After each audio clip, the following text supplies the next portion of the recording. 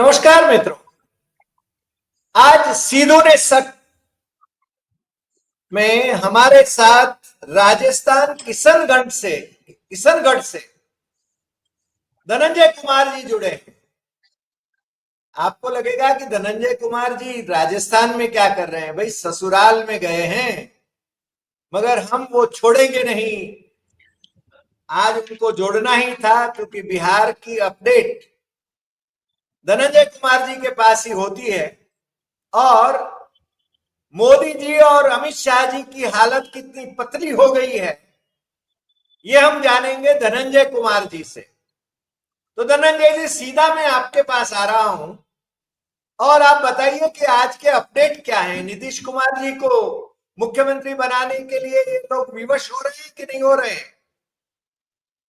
आप ही इसका। देखिए जी, पहले तो आपको नमस्कार और आपके जो सत्यम और तथ्यम के दर्शक हैं उनको भी नमस्कार।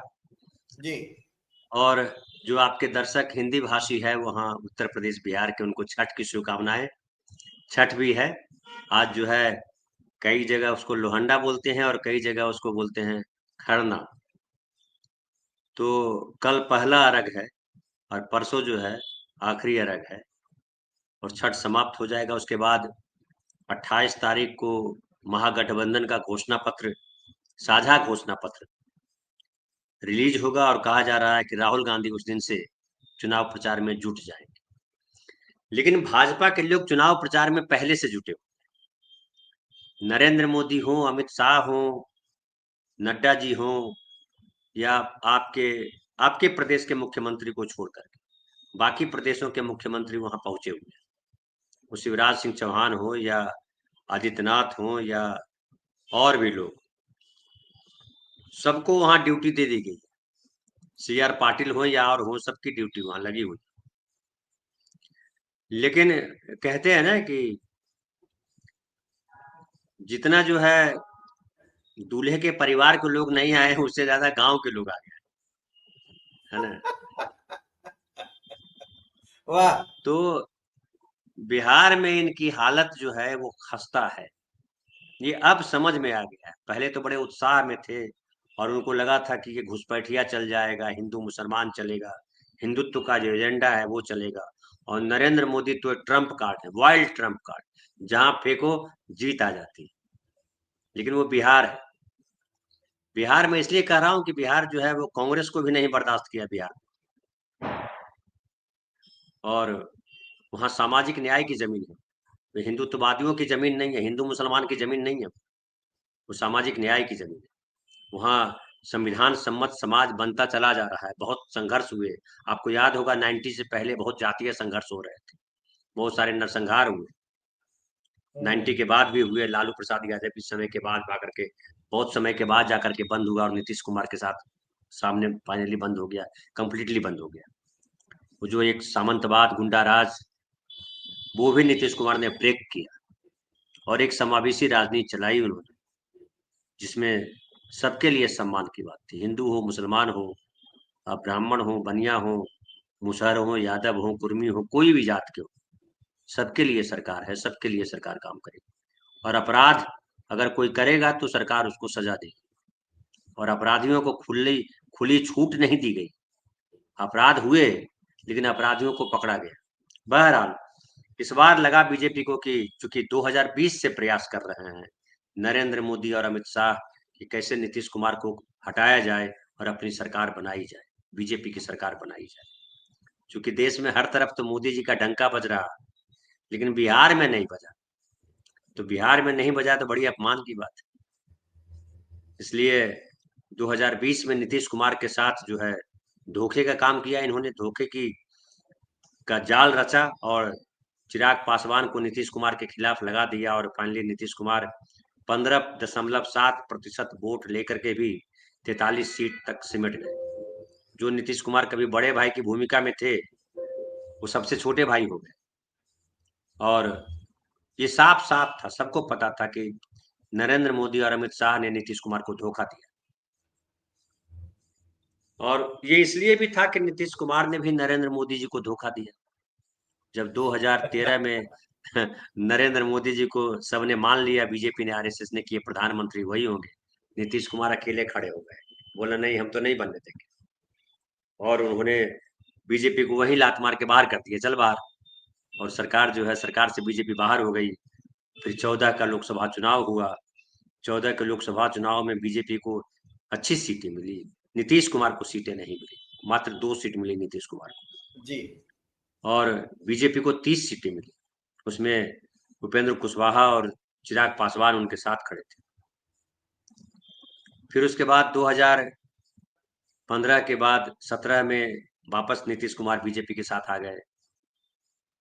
फिर जो है चुनाव हुआ, उसमें 7 लड़े। 2019 में 39 सीटें जीत ली बीजेपी की और जेडीयू ने मिलकर के। फिर उसके बाद 2019 के बाद फिर 2020 का विधानसभा चुनाव हुआ, और इतनी सीटें देने के बाद भी, चूंकि मोदी जी को लगा कि अब हमको किसी की जरूरत नहीं। 2019 में आपको याद है कि बहुत बड़ा बहुमत आया, कल्पना नहीं की थी बीजेपी ने इतने बड़े बहुमत की, और वो बहुमत आया। तो नीतीश 303। 2020 में नीतीश कुमार के खिलाफ उन्होंने साजिश रची, और नीतीश कुमार को पटकनी देने के लिए लगा दिया। जैसे दारा सिंह के बारे में बड़ा फेमस था कि दारा सिंह अपने भाई रंधावा को लगा देते कि पहले इससे जीत लो, उसके बाद हमसे लड़ने आना, आपको याद होगा। तो ऐसे ही बीजेपी ने कहा कि पहले चिराग पासवान से लड़ दो, फिर मेरे पास आना। लेकिन नीतीश कुमार उस समय कुछ बोल नहीं पाए। बाद में आपको पता है कि फिर आरजेडी के साथ चले गए, बीजेपी को बाहर कर दिया, इंडिया गठबंधन बनाया। उसे कन्वेनर के तौर पे घोषित नहीं थे, लेकिन उन्होंने इशारा किया। फिर कांग्रेस ने भी उनको धोखा दिया कि वो जो है इंडिया गठबंधन के कन्वेनर उनको नहीं घोषित किया।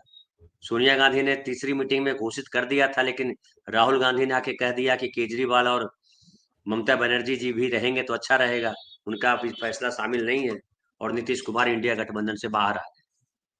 और जो आपको याद होगा, बड़ा बोले चल रहे थे अमित शाह जी, नीतीश बाबू आपके लिए दरवाजा बंद। फिर हाँ, अचानक कायम दरवाजा के खुल लिए। गया।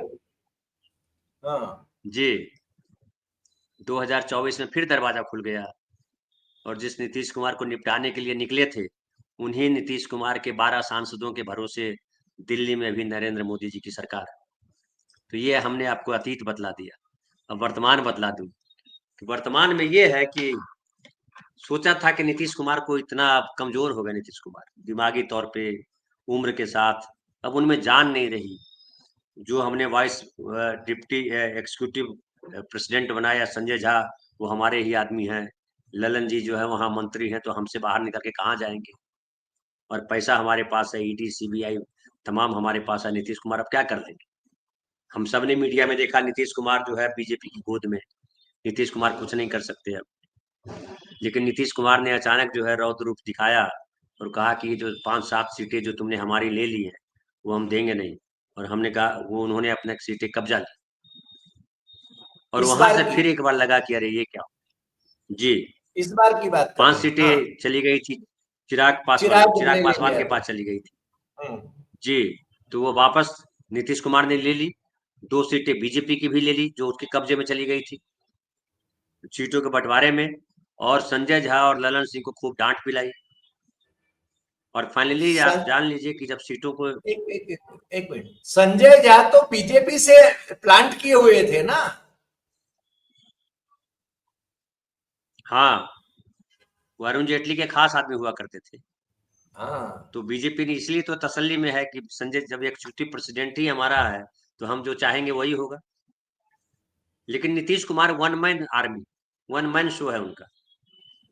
बिहार स्टेट में अभी भी जो उन्होंने जिस तरह से काम किया, और खास करके ये बीजेपी वालों को, आरएसएस वालों को पता होना चाहिए, रखना चाहिए था कि नीतीश कुमार ने आज तक हिंदू मुसलमान वहां होने नहीं दिया।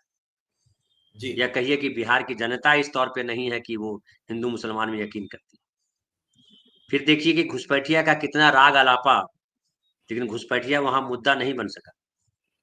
बिहार में घुसपैठिया कोई मुद्दा नहीं, आज तक नहीं बता पाए कितने घुसपैठिए बिहार में हैं। एसआईआर भी करा लिया, तो भी घुसपैठिया नहीं मिला। मैं एक रिपोर्ट देख रहा था आज ही, हरी भाई, असम की रिपोर्ट, कि 2017 से लेकर के 2023 के बीच, यानी 6 साल में असम सरकार ने मात्र 26 घुसपैठियों को बांग्लादेश भेजा है। 6 साल में 26। असम में, जहां एनआरसी कराया गया, इतना हंगामा हुआ, पूरे देश में सीएए को लेकर के हंगामा हुआ, दिल्ली में प्रदर्शन हुआ, कितनी किसने क्या क्या बातें की, कितना सीना ठोका था अमित शाह जी ने, सीएए तो लागू होगा, एनआरसी पूरे देश में होगा। क्या करिए आपने, एनआरसी करा के हम्म। असम में क्या हासिल किया, कितने लोगों को भेजा? तो 2017 से लेकर के 2023 के बीच 26 लोगों को भेजा, 6 साल में 26 लोगों को भेजा। ये झारखंड में देखिए, घुसपैठिया भरे हुए हैं, डेमोग्राफी बदल गई है, आपकी भैंस ले जाएंगे, आपकी चेन ले जाएंगे, मंगलसूत्र ले जाएंगे, क्या नहीं बोला। लेकिन झारखंडियों ने भी कहा कि नहीं, ये आदमी प्रधानमंत्री है, बना रहा उधर, इधर तुम्हारा आदमी मुख्यमंत्री नहीं बनने देंगे। जबकि आप जान लीजिए, झारखंड तो बीजेपी का गढ़ रहा है। जब पहली बार जब स्टेट बना, तो पहला चीफ मिनिस्टर जो है वो बीजेपी का, जी। कई चीफ मिनिस्टर बीजेपी से के सपोर्ट से सरकार बनी थी किसी जमाने में, शिबू सोरेन की, इसकी हेमंत सोरेन की भी। तो बीजेपी बड़ा इंपॉर्टेंट है वहां, तो भी उनकी सरकार नहीं बन पाई, घुसपैठिया और वो नहीं चला। अब जब झारखंड में नहीं चला तो बिहार में चलाने आए। बिहार पिछड़ा है, बिहार के लोग बाहर जाकर के काम करते हैं, हालांकि मैं उसको नहीं मानता हूँ गलत। पलायन तो सर पूरी दुनिया में, हमारे बिहार में भी आइए, तो अब शिवदीप लांडे जो हैं वो आईपीएस ऑफिसर हैं महाराष्ट्र के, वहाँ आईपीएस ऑफिसर रहे, वहाँ चुनाव लड़ रहे हैं, अपनी पार्टी बनाई है बिहार में। किसी ने नहीं कहा कि ये बिहार के बाहर का है, मराठी है, कैसे यहाँ पार्टी बनाई। आपको याद होगा कि मधु लिमये, मधु दंडवते, जॉर्ज फर्नांडिस, जॉर्ज फर्नांडिस। शरद राय, हाँ, शरद right। यादव, ये सारे लोग वहां से चुनाव लड़ सके। किसी ने नहीं कहा कि ये मध्य प्रदेश का है, कि कर्नाटक का है, कि महाराष्ट्र का है, किसी ने नहीं जी, कहा। और सही पूरे बात। देश के लोग एक दूसरे स्टेट में जाते हैं। महाराष्ट्र के लोग खाली महाराष्ट्र में रहते हैं क्या? महाराष्ट्र के भाई लोग बाहर नहीं गुजरात के जाते? लोग भी माइग्रेशन करते हैं, कहाँ नहीं किए हैं, गुजरात दुनिया में भर में गए तो हैं। आपके, लेकिन वो पलायन जो है कुल अननेचुरल नहीं है, वो नेचुरल है। हाँ। पलायन अगर इधर से उधर लोग नहीं जाएंगे, तो क्या अमेरिका में जो सामान बनता है वो अमेरिका में खाली बिकता है? तो वो वहां पे जहाज बनाते हैं, हिंदुस्तान में आके जहाज बिकता है। तो जहाज आ सकता है, आदमी नहीं आ सकता। हम यहाँ से अडानी जी वहाँ घर खरीद सकते हैं, लेकिन कोई गरीब आदमी अगर चला जाए तो बड़ी आपत्ति हो जाती है। अडानी जी बिहार में जो है वो सीमेंट की फैक्ट्री खोल सकते हैं, 1 रुपया में 1050 एकड़ जमीन ले सकते हैं। और बिहार का आदमी अगर जाता है गुजरात में तो पलायन हो जाता है। हम्म। बिहार का आदमी जो पलायन करके गया है, ऐसा तो है नहीं कि उस सरकार ने उसके लिए विशेष व्यवस्था की है कि बिहार से आप आए हो, क्या बात करते हो, ये लो आपके लिए ये घर और ये पैसे, मस्त खाओ पियो ऐश करो, गुंडागर्दी करो, नहीं, वो कोई तो बोलने संघर्ष वाला नहीं। करते हैं, संघर्ष करते हैं। जैसे हम जी। मुंबई में गए थे, आप मुंबई में जी। गए थे। जी। तो कहीं भी जा सकते हैं, नदी नदी को रोक सकते हैं क्या? धारा को रोका जा सकता है, तो जैसे नदी की धारा वैसे जीवन धारा है, वैसे मनुष्य की धारा।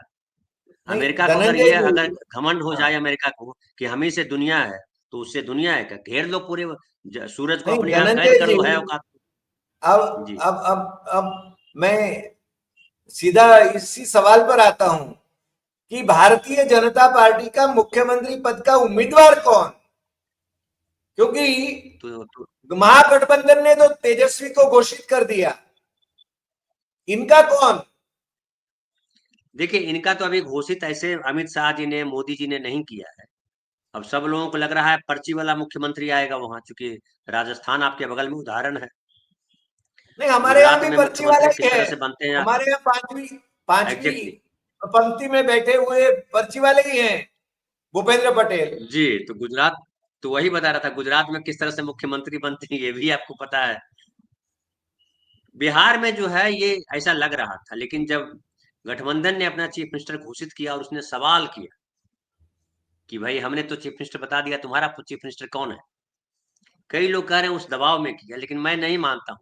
ये मोदी शाह किसी के दबाव में नहीं आते, क्योंकि ये पावरफुल मानते हैं, सबसे ताकतवर मानते हैं खुद को, इनके पास पूरी सत्ता है, ईडी है, सीबीआई है, उद्योगपति हैं, पैसे हैं, तमाम चीजें हैं, नैरेटिव है, मीडिया है, सब है। तो मैं नहीं मानता हूं दबाव में आए हैं। मैं ये मान रहा हूं कि नीतीश कुमार के बिना इनको दिखाई पड़ा कि सरकार नहीं बन रही है। एक दूसरा, बहुमत नहीं आने वाला है बिना नीतीश कुमार के। नीतीश कुमार को नाराज करके आप बिहार में भी एनडीए की सरकार नहीं बना सकते हो। एक तो ये एहसास उनको हुआ। दूसरा, या तो ये एहसास ये हो गया है इनको कि हमारी सरकार नहीं आ रही, एनडीए वहां जीत नहीं रहा। तो एनडीए जीत नहीं रहा है, तो हार का ठिकरा किसी पर फोड़ना है। तो हार का ठिकरा फोड़ने के लिए नीतीश कुमार को वापस ले आओ। और नीतीश कुमार अगर गलती से अगर जीत गए तो हम कहेंगे सम्राट चौधरी ने कहा था। सम्राट चौधरी थोड़े चीफ मिनिस्टर बनाता है, वो तो विधायक तय करेंगे चीफ मिनिस्टर कौन होगा, हम्म। हमने थोड़े कहा था। तो एक हम्म। कहावत है देसाई सर कि चित हम्म। भी मेरी, पट भी मेरी, आंटी मेरे बाप का। तो यही करना चाह रहा है, लेकिन बिहार में ये सब नहीं चल रहा। और बीजेपी के लिए सबसे त्रासद ये है कि बिहार में उनका कोई नेता नहीं। न एक लाइन है, न दो लाइन। जैसे गुजरात में ही, अब कहाँ पता नहीं कौन नेता है, मुझे नहीं पता इनको छोड़ करके। नहीं, हमें भी नहीं पता। हमें भी नहीं पता, क्योंकि दिल्ली से ही सरकार चलती है। भोपाल में भी दिल्ली से चलती तो है, ये, जयपुर में भी दिल्ली से चलती है। जी जी, लेकिन इन जगहों पे हिंदू मुसलमान चल रहा है। इन जगहों पे हाँ। बाकी चीजें चल रही है, बीजेपी का एजेंडा जो है बिहार में नहीं चल पा रहा है। और बिहार में ईडी सीबीआई भी नहीं भेज पा रहा है। भाई अभी तो था कि रेड तो किए नीतीश थे, कुमार को ठीक करने के लिए। नीतीश के कुछ लोगों पर रेड तो किए थे। नीतीश के कुछ लोगों पे तो जो गड़बड़ है वो नीतीश जी भी छोड़ देते हैं। जो गड़बड़ है उसको पकड़ के ले जाओ। नीतीश जी ने कभी बचाने का काम तो हमेशा कहते हैं, मैं किसी को न बचाता हूँ न फंसाता हूँ। हम्म। तो अगर जो गड़बड़ी की है ले जाइए पकड़ के। नीतीश कुमार ने कभी विरोध तो नहीं किया उसका। कभी नहीं कहा कि हमारे नेताओं को फंसा रहे हैं आप। एक बार भी नहीं बोला नीतीश कुमार ने। आपको जिसको जिसको पकड़ के ले जाने ले जाओ पकड़ करके। लेकिन हम्म। नीतीश कुमार को की घेराबंदी की क्या? नीतीश कुमार के यहाँ छापे मारे क्या? भाई केजरीवाल इतने ईमानदार आदमी थे, उनपे उनको ईडी ने पकड़ लिया और जेल में बंद कर दिया। हेमंत सोरेन को पकड़ लिया, जेल में बंद कर दिया। तो नीतीश कुमार को भी पकड़ के जेल में बंद कर सकते थे। नरेंद्र मोदी जी ने कई बार घोटालों के आरोप लगाए थे जब नीतीश कुमार इनके साथ नहीं थे। तो ये घोटाला, वो वो डीएनए घोटाला, का ये भी कुछ घोटाला, था वो ना, घोटाला सब किया था। उनके डीएनए का भी कुछ था ना, बिहारियों के हाँ डीएनए का भी डीएनए का तो उन्होंने। फिर हाँ, तो बिहारियों का डीएनए क्या था वो तो बता दिया था। इस बार फिर बिहारी डीएनए अपना बताएंगे। ये वापस डीएनए बताने का काम। और वो ये है कि देखिए आप एक गौर कीजिए सर, चाहे नीतीश कुमार हो चाहे तेजस्वी यादव, दोनों जो है मुद्दों पे खड़े हैं। दोनों मुद्दों पर बात कर रहे हैं, विकास की बात कर रहे हैं। जो कह रहे हैं रोटी रोजगार है, नीतीश कुमार भी कह रहे हैं कि हमने बहुत किया लेकिन बहुत करना अभी बाकी है, हमें और मौका दीजिए 5 साल। और वो तेजस्वी भी कह रहे हैं कि बहुत मौका दे दिया इनको, अब हमको भी मौका दीजिए 20 महीना। इनको 20 साल दिया है, हमको 20 महीना दीजिए, हम बहुत काम करेंगे। बराबर। तो एक तरह से देखिए बिहार की जो राजनीति है, जहां से चले लालू जी से सामाजिक बदलाव की बात की जाती है। हालांकि वहां पे वामपंथियों की बड़ी मजबूत जमीन रही है बिहार में, आप तो सर जानते हैं।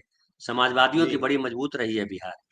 और जी। 1960 और में 65 67 में जो है, जब संवित सरकार बनी थी तो वहाँ मुख्यमंत्री बने थे समाजवादी। फिर जो है कर्पूरी ठाकुर बने, कर्पूरी ठाकुर ने चीजें की, फिर ढेर सारी चीजें। फिर कर्पूरी को 90 से तो हटाने आप देख वाले ही भी रहे तो हैं यही कि थे ना। कर्पूरी को हटाने वाले भी तो यही थे, जनसंघ वाले, हाँ, तो ये, आरएसएस वाले। तो इनको सामाजिक न्याय पसंद नहीं है ना। आप याद कीजिए कि अगर अगर आरक्षण लागू नहीं करते वीपी सिंह, तो क्या ये रथ लेके निकलते? कोई प्रोग्राम हम्म। था रथ लेकर के निकलने का? सोमनाथ से मंडल कमंडल। अयोध्या जाने का कोई प्रोग्राम था इनका? आप तो सर उस समय संपादक थे, आप उस समय तो आपने सब देखा होगा। क्या इस तरह जी। का प्रोग्राम था इनका? बीपीसी ने आरक्षण लागू किया तो इन्होंने जो है रथ निकाल दिया।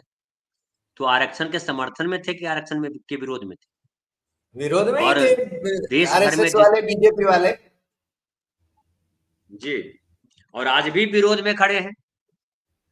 आज भी गरीबों के प्रति, जो दलित हैं, जो इनको इनको मुसलमानों से तो ये बताते हैं सबको एक करने के लिए, लेकिन इनको असली टेंशन जो है वो पिछड़ों से है। इनको पता है कि हम्म। पिछड़े अगर जाग गए तो हमारा बोरिया बिस्तरा बांध देंगे। अब बिहार में 35 साल से पिछड़ों का शासन है, वो वही है। आप मैं एक और बात कर रहा हूँ कि देखिए, बिहार में एक और स्थिति है सर। आप अगर तमिलनाडु याद कीजिए, तो तमिलनाडु में 2 पार्टी, एक पार्टी AIADMK और एक पार्टी DMK, बाकी उसके लटक है। कांग्रेस पार्टी आज तक अपनी जमीन नहीं बना पाई। हम्म। बिहार में भी कमोबेश ऐसी स्थिति है। राष्ट्रीय पार्टियों की वहां जमीन नहीं है। वहां जो है, आप याद कीजिए अभी वाले में ही कि कांग्रेस पार्टी ने वहां बड़ा ये किया, अभी मुख्यमंत्री घोषित नहीं करेंगे, और फाइनली क्या हुआ? कांग्रेस को मुख्यमंत्री घोषित करना पड़ा, करना डिप्टी पड़ा। चीफ मिनिस्टर घोषित करना पड़ा। कांग्रेस ने अपनी मर्जी से नहीं किया, दबाव सही में बात। किया। सही और फिर बात। फाइनली वही हुआ जो तेजस्वी यादव ने चाहा। पिछली बार एक 70 सीट पे लड़े थे, इस बार 61 सीट पे लड़ रहे हैं। राहुल गांधी अब तक हम्म। गए नहीं है वहां बिहार। उसके बाद वोटर अधिकार यात्रा के बाद जो गायब हुए, तो गायब ही है। हम्म। क्यों गायब है? क्यों गायब है? अभी कहा जा रहा है कि 28 तारीख के बाद जो है वहां रैली शुरू करेंगे, लेकिन तब तक तेजस्वी ने अपना काम वहां कर लिया है। और और तेजस्वी के लिए युवा कमाल का, वर्ग की बड़ी भीड़ होती है। युवा बहुत जी, नहीं, जुड़ते हैं और बिल्कुल, भूमिहार भी जुड़ते हैं। नहीं, उसकी वजह है सर कि जो किया, नीतीश कुमार का शासनकाल जो रहा 20 साल का, तेजस्वी भी उसमें डिप्टी चीफ मिनिस्टर बने। तेजस्वी ने भी अपनी, आज जो कहते हैं कि नौकरी देने का काम हमने किया, अगर वो जी। विपक्ष में होते तो नौकरी नहीं देते ना, तो घोषणा ही रह जाती। तो नीतीश कुमार ने ही कहिए एक तरह से मौका दिया उनको कि भैया तुम डिप्टी चीफ मिनिस्टर बन जाओ। और जो उन्होंने वादा किया था वो पूरा कर दिखाया। 5.5 लाख नौकरियां देने की जो बात कर रहे हैं तेजस्वी यादव, वो तो नीतीश कुमार के साथ आने से ही संभव हुआ। उनको तो बहुमत मिला नहीं था, नीतीश कुमार ने आकर के सत्ता में उनको लाया। तो नीतीश कुमार ने जो किया उसको आगे बढ़ाने की बात, देखिए बिहार में भी ये बात लोग महसूस करते हैं कि नीतीश कुमार जी का हो गया। नीतीश जी को अब खुद से ही जो है हैंड ओवर कर देना चाहिए। रिटायर हो जाना लेकिन चाहिए। नीतीश कुमार की, जी, लेकिन नीतीश कुमार की जो एक जिद है, वो जिद ये है कि हम जो है, कोई हमको जबरदस्ती धकेल के भगा नहीं सकता। हम सम्मान जाएंगे, जाएंगे तो अपनी मर्जी से जाएंगे। हम्म। और उनको ऐसा लग रहा है कि बिहार की जनता अभी उनको जो है चाहती है। हालांकि बहुत अंतर आ गया है, बिहार के लोग बहुत सम्मान देने में कम नहीं है। नीतीश जी के प्रति सम्मान है, उनके प्रति कोई आक्रोश नहीं है। लेकिन लोग कह रहे हैं कि अब बदलने दीजिए, अब भतीजे को आने दीजिए, बिहार की हवा ये कह रही भतीजे को आने दीजिए, नहीं तेजस्वी को आने दीजिए। है। जी, जी, तो इसका देखिए मतलब बिहार ये में एक कि और, इसका मतलब ये कि तेजस्वी और नीतीश साथ साथ जा सकते हैं अभी। नहीं तो विचारधारा तो दोनों की एक ही है ना सर। दोनों की विचारधारा में क्या अंतर? दोनों बीजेपी विरोधी है एक तरह से। एक बीजेपी के साथ रह के विरोध करते हैं, बीजेपी की चलने नहीं देते हैं। आप देख लीजिए, 20 साल से बीजेपी की सरकार, बीजेपी और नीतीश की सरकार है वहां। जी। आपने देखा कभी लाठी लेकर के आरएसएस वाले चले जा रहे हैं?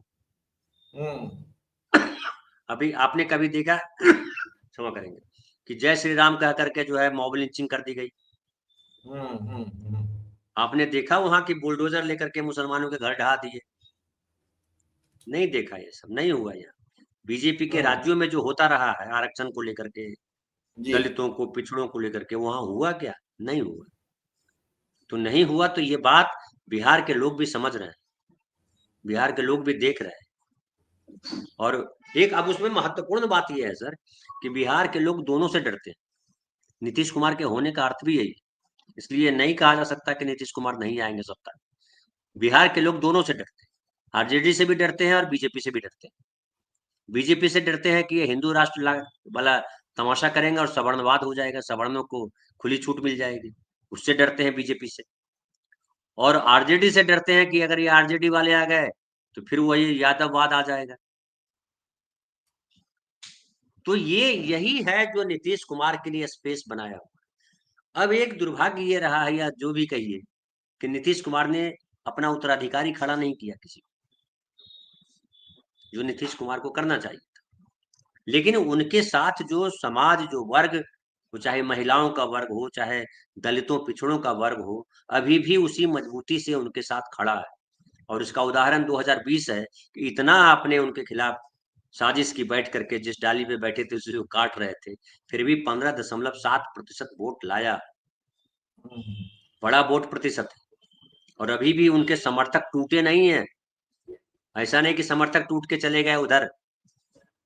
तो अभी भी अगर कहीं कोई संदेह कुछ इधर से उधर होता है, तो नीतीश कुमार अभी भी कड़ी है, एक इम्पोर्टेंट कड़ी है। मैं आप पिछले प्रोग्राम में भी कहा था आपसे कि बिहार में चुनाव हो रहा है या नीतीश या तेजस्वी, नीतीश वर्सेस तेजस्वी हो रहा है, बीजेपी कहीं नहीं है। आपको याद होगा मैंने कहा था।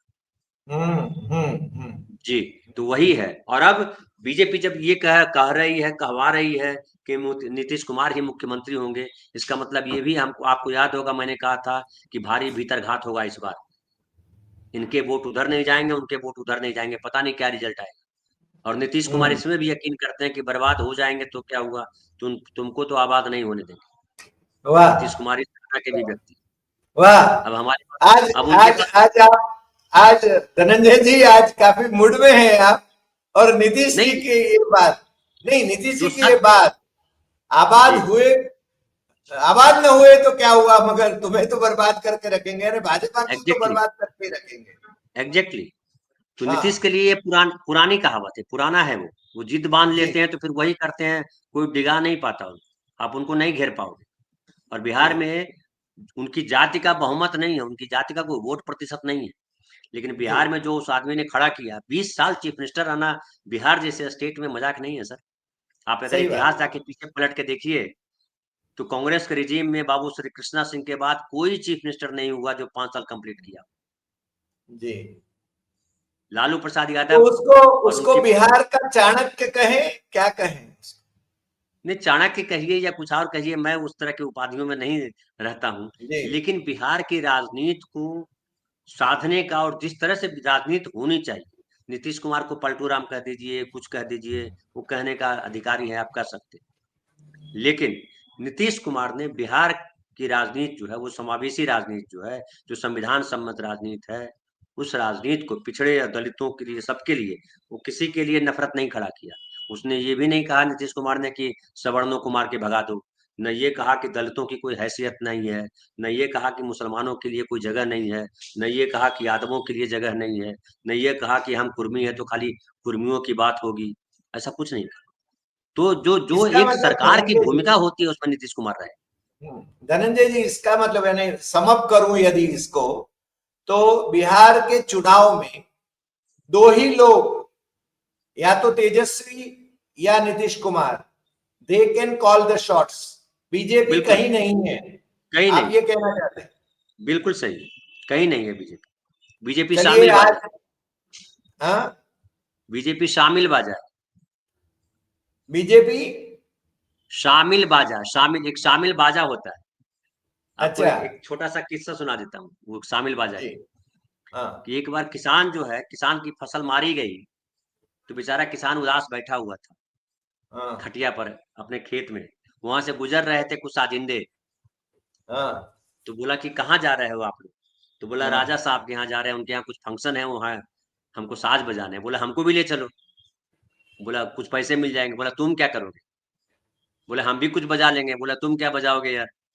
तो जिस खटिया पे बैठा हुआ था, उसका खटिया का पौआ एक जो होता है, और एक उसका जो पार्टी है, वो तोड़ा और कंधे पे रख लिया। बोला ये बजाएंगे। बोले ये कैसे बजेगा? बोले चलो ना वहीं बजाएंगे। और वहां जब गए, तो राजा साहब के सामने सब साजिंदे बैठ गए, ये भी। तो जैसे सब बजा रहे थे, तो जब बज रहा था तो ये भी ऐसे हाथ से सारंगी जैसा कुछ कर रहा था। तो राजा साहब ने कहा कि साला ये सब सारे साजिंदों को, सारे साजों को तो हम पहचान रहे हैं कि ये तबला है, ये ढोलक है, हारमोनियम है, फलाना है। ये क्या है? ये पहली बार देख रहा है। तो उन्होंने कहा कि एक काम करो, सब मिलकर के एक एक मिलकर के बजाओ, एक एक बजाओ। तो तबला वाले ने खाली बजाया, हारमोनियम वाले ने बजाया, फलाना वाले ने बजाया। इसकी बारी आई जो किसान था, तो इसने फिर ऐसे ऐसे किया। तो बोला सब साजों से आवाज निकली, तुम्हारे सब साज से आवाज नहीं है। तो बोला सर ये शामिल बाजा है, जब सब बजता है तो वो बजता, अकेला नहीं बजता है। वाह वाह वाह, बहुत अच्छे, बहुत अच्छे। शामिल बाजा है, जी शामिल बाजा है बीजेपी। जी, सब जी बजेगा जी। तो ये बजेगा, वरना नहीं वाह। बजेगा ये। धनंजय जी, आज आप हमारे साथ जुड़े और ये विश्लेषण जो किया वो यानी थोड़े यानी लाइटर टोन में भी आपने कुछ बातें कही, मगर गंभीर बातें ये है कि बिहार की राजनीति और बिहार के वर्तमान चुनाव में दो ही व्यक्ति अभी they can call the shots, एक तेजस्वी हो और दूसरा नीतीश कुमार हो। बीजेपी वाले तो शामिल बाजा है, शामिल बाजा कहते हैं, शामिल बाजा है। वाह, आपका बहुत बहुत धन्यवाद आज आप हमारे साथ जुड़े उसके लिए, और दर्शकों की ओर से भी नमस्कार।